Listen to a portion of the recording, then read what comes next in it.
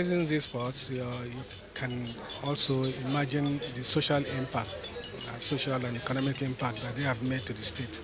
Rivers sole administrator to partner host students towards promoting sports development in Unity schools. We want to build leaders, diplomatic leaders, through what?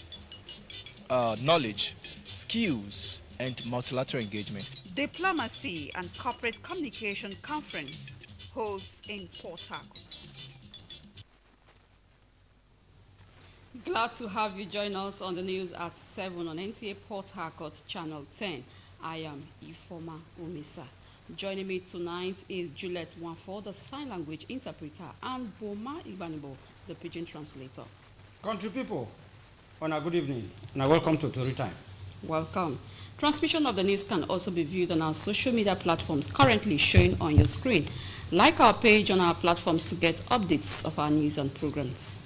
Do remember that we're on 24 hours transmission, so you can connect with us at any time to watch your favorite programs. Lives are precious. Please act promptly in emergencies rather than taking videos. Be patriotic. Now the news in details. In a firm stand for strategic reforms, experts have converged in Port Harcourt for a diplomacy and corporate communications conference. The inaugural conference spotlights the urgent need to elevate Africa's diplomatic culture and communication structures to global standards with the theme Diplomacy and Communication, The Connects. Gabriel Amonike reports.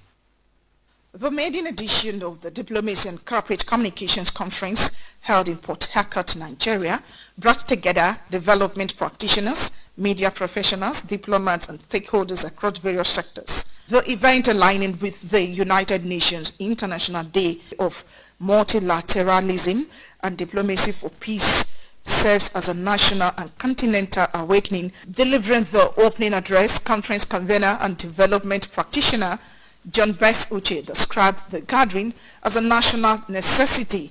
We want to build leaders, diplomatic leaders, through what?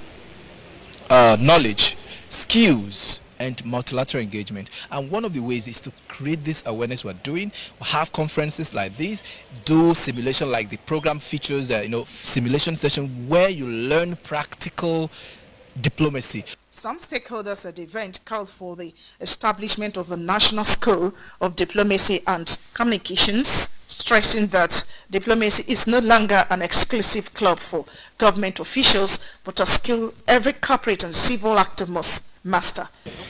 Just as it happens in the United Nations, with countries taking a stand, some refusing to take a stand, remaining neutral and all of that. So it was wonderful to see bringing that to life, right? Even though it was a simulation, it just gave us a semblance of how it happens in real life. First, the participants are able to see in real time how diplomacy conversations work at the highest level. I am here as a delegate of the People's Republic of China. Today we simulated a typical UN Security Council meeting, and it was beautiful.